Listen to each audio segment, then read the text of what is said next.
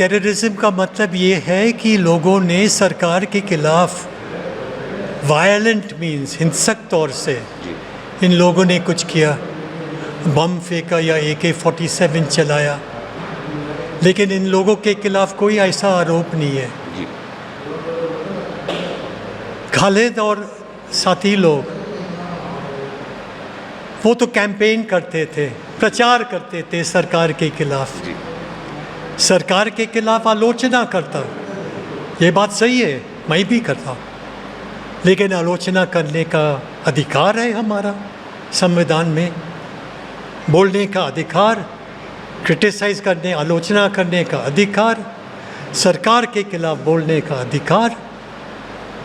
इसी वजह से उसको 5 साल जेल सज़ा हो गया और अभी तक उसका केस शुरू भी नहीं हुआ।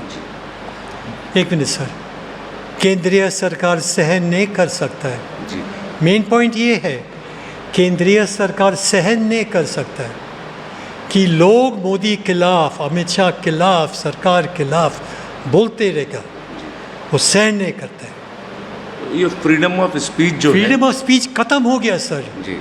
हमारा देश में फ्रीडम ऑफ स्पीच खत्म हो गया। ये सरकार कहते हैं कि इंदिरा गांधी का तानाशाही था, कोई बोलता है तो जेल में जाता है, तो ये कोई अलग सा सरकार है क्या? ये सेम टू सेम है। ये अनडिक्लेयर्ड इमरजेंसीज को हम कहते हैं सर, अनडिक्लेयर्ड नहीं, ये 10 गुना ज़्यादा है जी। इमरजेंसी से अनडिक्लेयर्ड मतलब सेम टू सेम ना, जैसे किसी ने जी। नहीं सर, ये 10 गुना ज़्यादा जी। जितना लोगों को दबा के रखा इंदिरा गांधी से 10 बहुत कम जी। तो जो इंदिरा गांधी की इमरजेंसी में जो हालात थे उससे बदतरीन हालात फिलहाल ये गवर्नमेंट में है। ये है जी।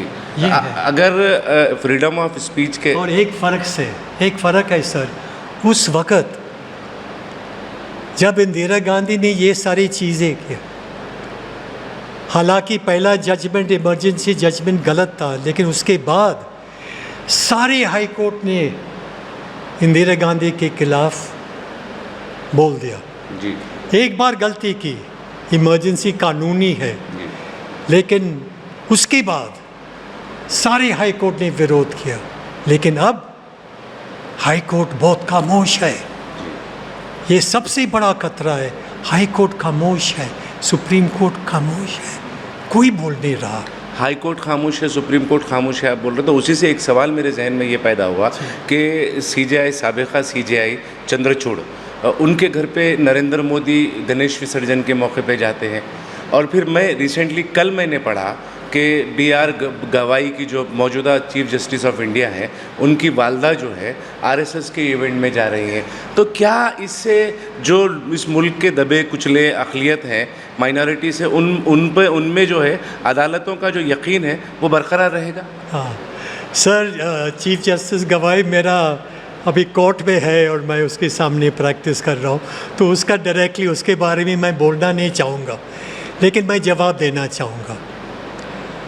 एक वक़्त था कि जुडिशरी और सरकार दूर, दोनों के बीच में अंतर था।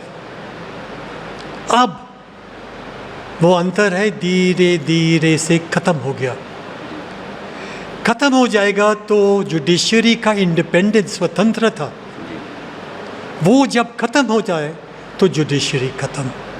ये खतरा इस देश का है। जुडिशरी ख़त्म हो जाएगी तो इंसाफ की जो तमाम तवक्कुआत हैं, जो इम्कानात हैं, वो भी ख़त्म हो जाएंगे। कोई रास्ता नहीं है।